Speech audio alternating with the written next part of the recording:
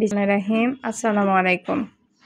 কে কোথায় থেকে আমার এই ভিডিওটা দেখছেন প্লিজ ভালো লাগলে শেয়ার করে দিবেন এবং পাশে থাকবেন। আমি আবার চলে গেলাম রান্নার কাজে। আমি ডালের বড়াগুলো ঝাল লবণ দিয়ে মেখে নিয়ে একটু অল্প তেলে আমি এপিট ওপিট আস্তে হিটে ভাজবো।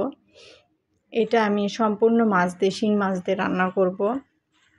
এপিট ওপিট একটু করে লাল হয়ে আসছে, আমার বাকি কয়েকটা পরে দিয়ে দিলাম।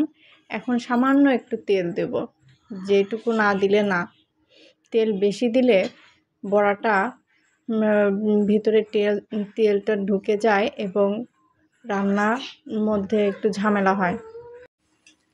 অনেক সময় দেখছি নানি দাদিরা এই বড়া ভেজে গরম ভাতের সঙ্গে এমনি এমনি খায়, এত মজা লাগে যে ভাত তরকারি আর প্রয়োজন পড়ে না, বড়া দিয়েই সম্পূর্ণ ভাত শেষ হয়ে যায়। এতটা টেস্ট আর এতটা ভালো লাগে। সেই সময় সবাই কাজকর্ম করে খাবার তৈরি করে, মানে দেখেই জিভে পানি চলে আসে এবং এমনি ক্ষুধা লেগে যায়। সেই সময় দিনগুলো এখন আর ফিরে পাওয়া যায় না। সেই গ্রামের দিনগুলো, কাজকর্মের দিন, ভোরবেলা থেকে একবারে দিন শেষ পর্যন্ত কাজ চলে একটানা।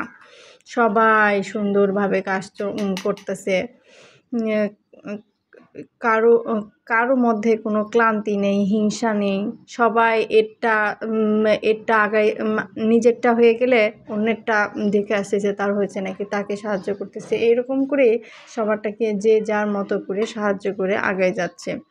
কত সুন্দর করে মানুষ কাজ করে। এর পাশাপাশি আমি পায়েসও তুলে দিয়েছি, কাঁঠালের জুস দিয়ে পায়েস। এখানে দিলাম পেঁয়াজ বাটা, আদা বাটা, এটা তেল দিয়ে ভাজা ভাজা করব। একটু গোটা জিরে দিলাম, একটু পানি দিলাম, শুকনো মরিচ দিলাম, এটা হলুদ দিলাম। এটা ভালো করে এবার নাড়বো।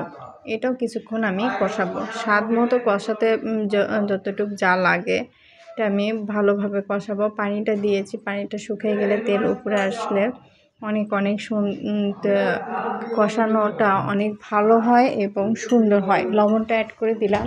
এবার দিব জিরার গুঁড়া, সামান্য একটু দিলেই হবে, পরিমাণ মতো, যেমন আপনারা খান। তারপরে দিব একটু পানি থাকা অবস্থায় দিব মাছটা, কারণ মাছটার মতো ঝাল লবণ ঢুকবে এবং পানি শুকিয়ে যাওয়ার মধ্যেই এটাও কষানোটা আমার কমপ্লিট হয়ে যাবে।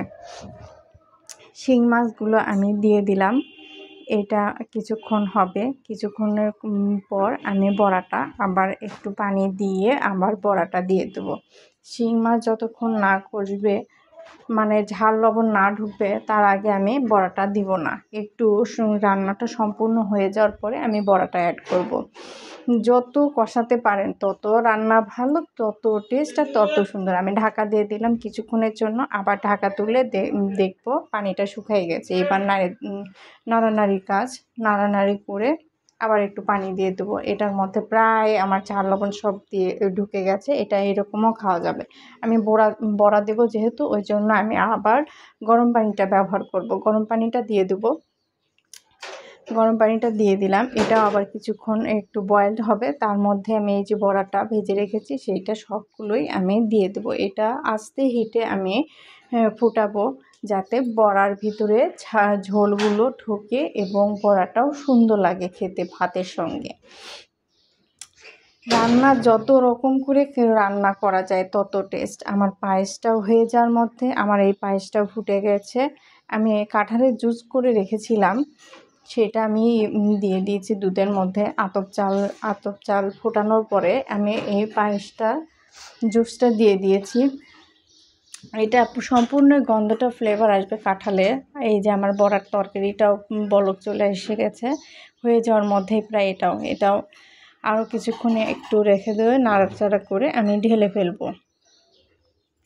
বড়ার তরকারি আমার এত পছন্দ, এটা যদি আপনি মুরগি দিয়ে বা ডিম ভেজে রান্না করেন সেটাও ভালো। এই যে আমার পায়েসটা কমপ্লিট, কাঁঠালের পায়েস, অসাধারণ একটা রেসিপি। একবার হলেও ট্রাই করবেন, অনেক ভালো লাগে কাঁঠালের পায়েস। এই যে শিং মাছ দিয়ে বড়া রান্নার রেসিপি আমার সম্পূর্ণই শেষ, আর কালারটাও যে হয়েছে। আল্লাহ হাফেজ।